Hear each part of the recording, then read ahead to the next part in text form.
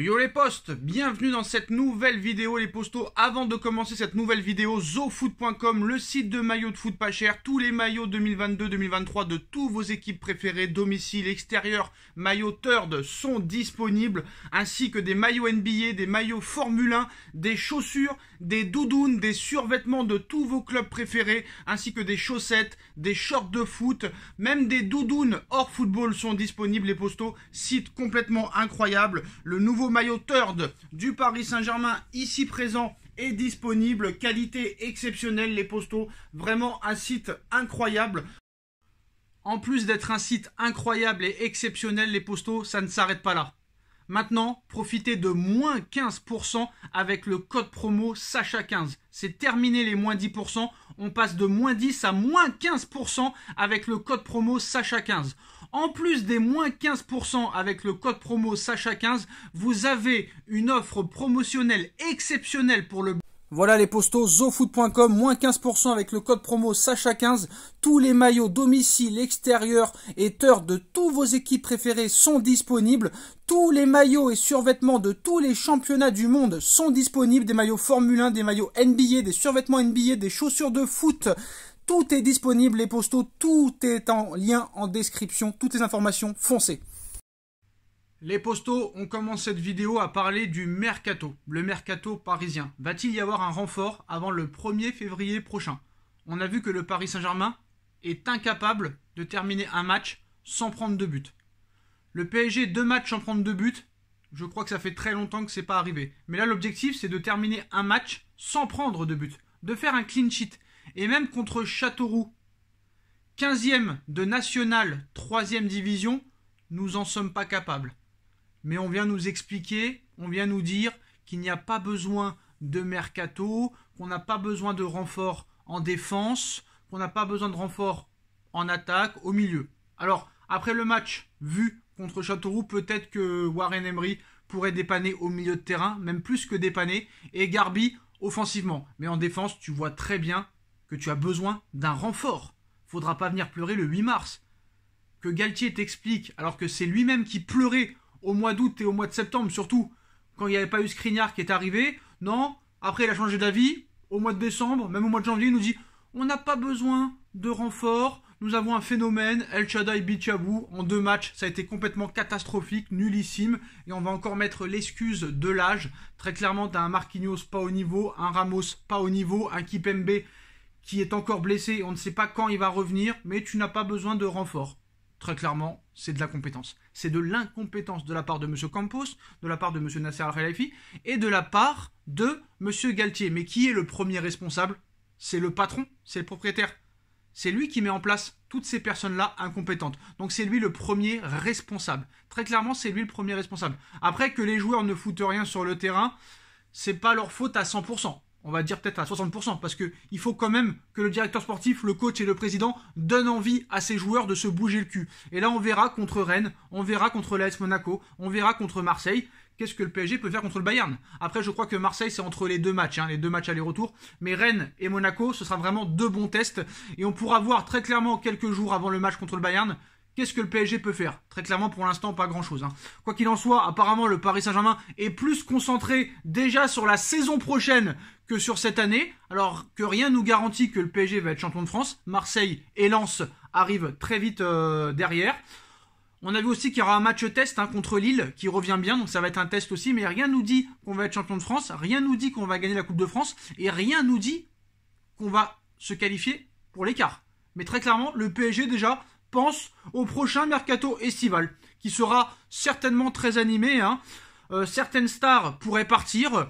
C'est par exemple le cas de Neymar, pour qui Paris pourrait demander une toute petite indemnité de transfert. Ces dernières semaines, les potentiels départs de Léo Messi, de Kylian Mbappé ont régulièrement été évoqués au Paris Saint-Germain. En ce qui concerne l'international argentin, la tendance est maintenant à une prolongation de contrat jusqu'en 2024. Kylian Mbappé, de son côté, ne s'interdit rien, mais son principal courtisan, à savoir le Real Madrid, serait plutôt dans l'optique de le recruter dans 1 an et demi, quand il sera libre. Les 2 finalistes de la Coupe du Monde ont donc de bonnes chances de poursuivre au Paris Saint-Germain la saison prochaine. Quid, en revanche, de Neymar? La situation du Brésilien, anéanti par la défaite du Brésil à la Coupe du Monde, est plus flou et un départ n'est pas à exclure pour l'ancien prodige de Santos. 3 cadors anglais très intéressés par Neymar.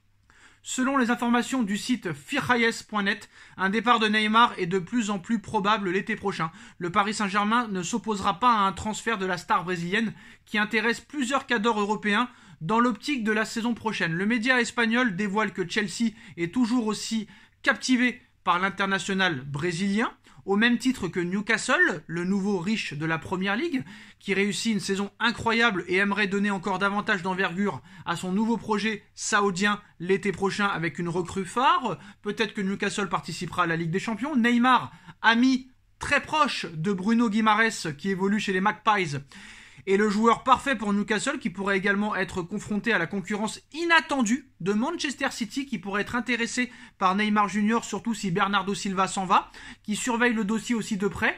Les présences de chaque club lors de la prochaine Ligue des Champions pourraient aussi être décisives et peser dans la décision finale, car par exemple Chelsea est pour le moment très loin du top 4 de Première Ligue. Rien nous dit que Newcastle sera à 100% en Ligue des Champions.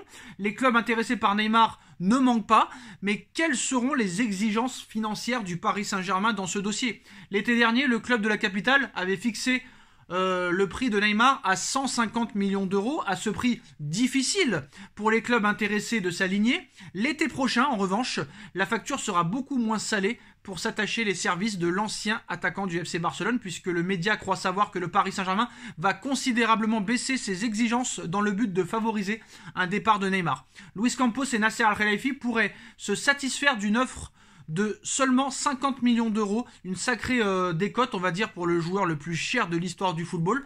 Reste maintenant à voir si Neymar, qui bénéficie d'un juteux contrat à long terme avec le Paris Saint-Germain, sera dans l'optique de partir, et si les clubs intéressés ont l'intention de s'aligner sur le salaire que perçoit actuellement Neymar à Paris. Ça, c'est indiscutablement la clé de ce dossier d'envergure, dont l'information principale reste que le Paris Saint-Germain ne retiendra clairement pas Neymar au club l'été prochain. Maintenant, si Neymar te fait une deuxième partie de saison aussi belle que la première, ça sera pas 50 millions, très clairement. Là, franchement, je ne sais pas à quoi joue le Paris Saint-Germain. Faut voir si cette information est fiable.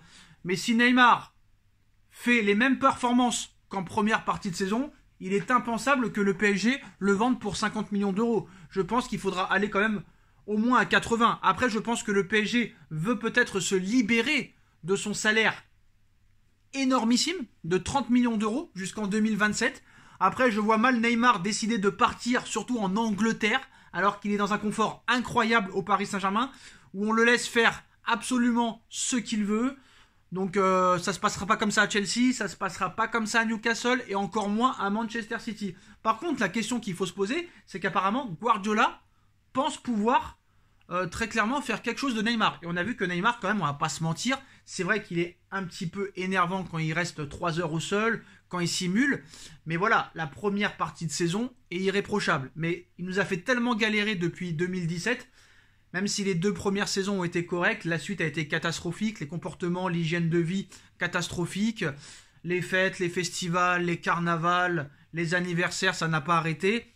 Et là, on est en train de féliciter Neymar parce qu'il a fait 6 bons mois, du mois d'août au mois de décembre.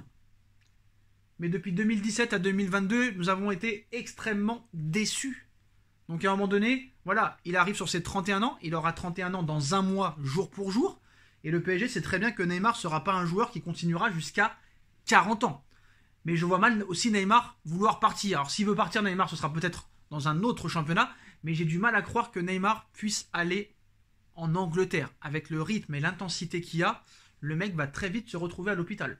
Donc très clairement, le PSG est clairement dans une impasse. Voir comment ça se passe déjà la deuxième partie de saison, et après peut-être qu'on pourra voir. Mais c'est vrai que s'il reste à ce niveau-là, 50 millions d'euros, c'est cadeau. Et le PSG se fera encore pigeonner.